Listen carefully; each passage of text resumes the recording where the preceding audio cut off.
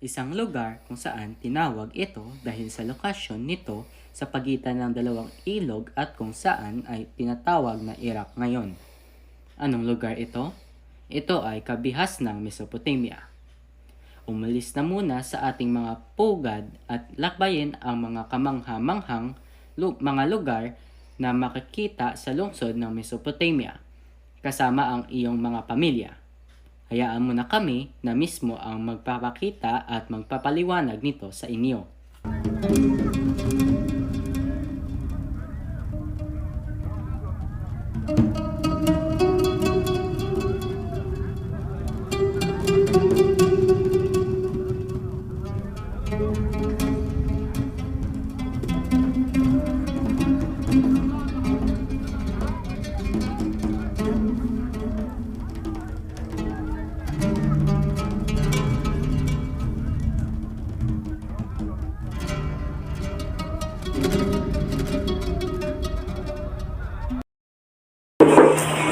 Mesopotamia.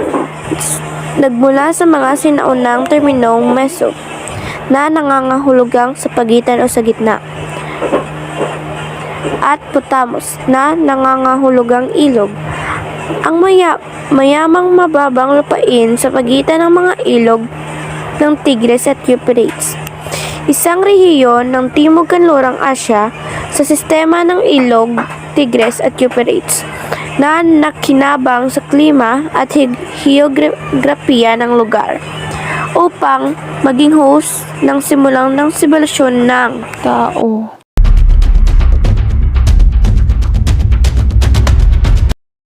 Matatagpuan sa gitnang silangan na kinabibilangan ng mga seksyon ng Timog Kanluran Asya at ang mga lugar sa paligid ng silangan dagat Mediteraneo. Ito ay bahagi ng Fertile Crescent na karaniwang kilala bilang cradle of civilization dahil sa dami nga mga inobasyon na nabuo mula sa mga unang komunidad sa reyong ito na kabilang sa mga pinakaunang kilala sibilisasyon nga tao sa planeta. Hanging Garden ng Babylon. Mapag-agaw hininga ang matatagpuan na tanawin dito, kasama na ang malamig na simoy ng hangin. Meron din ditong magagandang halaman, malalaking puno, mga palumpong at malaamoy pinipig na mga bulaklak na tiyak na mapapadala ka sa ulap. Ang Hanging Garden of Babylon ay matatagpuan sa isang bayan malapit sa ilog Euphrates at ipinagawa ito ni Haring Nebuchadnezzar II para sa kanyang asawa. Nagpapakita ito na ang isang mapagmahal na pamilya ay maaring gawin na posible ang anumang bagay.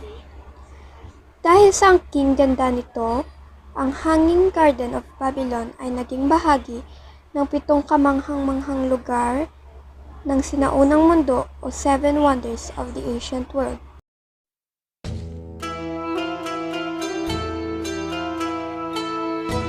Pangalawa ay ang Persepolis. Kung ikaw mapangahas na tao o mahilig mamasyal sa mga sangunang ekstruktura kasaysayan, ay talagang mapamamangha sa mga ekstruktura nito.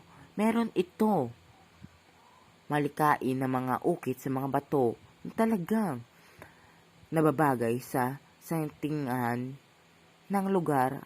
Ang Persepolis ay ang seremonyal na kabisera ng Imperyong Achaemenid. Ang kalagahan at kalidad ng mga monumental nito ay ang rason kung bakit ito ay ang isang natatanging archaeological site.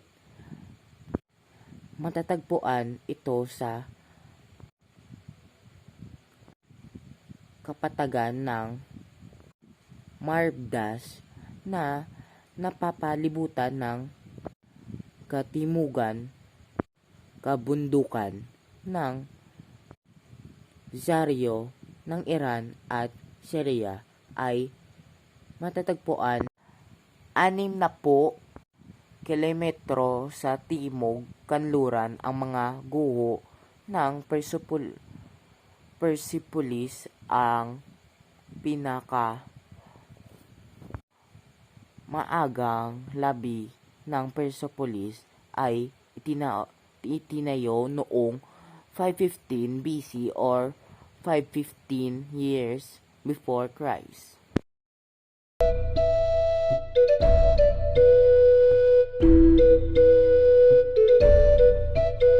Maliban sa mga makapagpigil hininga na tanawin na mamataan dito, ang Atosa ay meron din ito mga istruktura na may laman ng kasaysayan sa likod nito. Ang Atosa ay kapital ng imperyo ng Hittite sa panahon ng Tanso. Sa ngayon, ang mga guho nito ay makikita pa rin hanggang ngayon malapit sa bansang Turkey. Magandang itong pasyalan sapagkat makikita mo ang magagandang tanawin sa likod nito at magagandang inukit na bato na nabuo bilang mga leon at tao. Ang cuneiform royal archive ng clay tablets ay isa sa mga pinakilalang nahanap sa lungsod ng Atosa.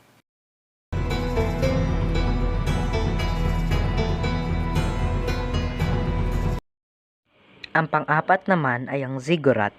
Ginagamit ito bilang gusaling pang-arkitektural at pang-relihiyon. Ang mga ziggurat ay nilikha para sa mga lokal na relihiyon ng mga sinangunang Sumerians, Akkadian, Elamites, Eblites at Babylonians. Abot ng langit ito dahil paniwala ng mga tao na sa tuktok ay ang bahay ng Diyos. Ang bawat ziggurat ay bahagi ng isang templo, kompleks na binubuo din ng iba pang mga istruktura. Pinapaniwalaan ng mga Sumerian na ang mga Diyos ay nakatira sa templo sa tuktok ng mga ziggurat. Kaya't ang mga pare at iba pang iginagalang na mga individual lamang ang maaring makapasok. Maraming bagay ang inaalok sa kanila ng lipunan tulad ng musika, pag-aani at paglikha ng mga devotional na tao na iiwan sa mga templo. Kahit ito ay simpleng istruktura lamang, marami itong pinaglalaman at napakahalagang bahagi ng kasaysayan.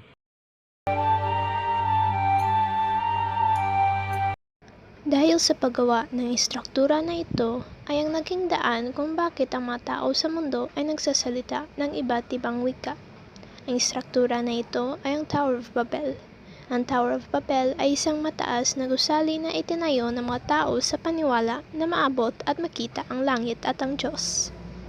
Ang mga tao ng Babylonia ay nakagawa ng malaking gusali sapagkat sila ay nagkakaisa at hindi nawalan ng pananampalataya.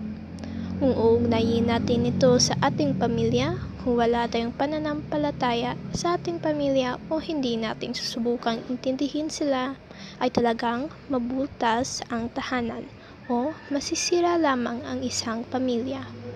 Kaya matuto tayong intindihin at bigyan halaga ang ating pamilya upang makagawa din tayo ng ating sariling tore. Nariyan din ng Ishtar Gate, ang templo ni Solomon, ang aklatan ni Ashurbanipal at iba pang makasaysayang impormasyon tungkol sa Mesopotamia. Hindi magiging masaya ang paglalakbay kung wala kang aasahan, di ba? Kaya ano pang hinihintay mo? Maganda na para sa isang makasaysayang paglalakbay at alamin ang tungkol sa kabias ng Mesopotamia. Isang pampamilyang paglalakbay, patatagin ang relasyon sa isa't isa at matuto ng sama-sama.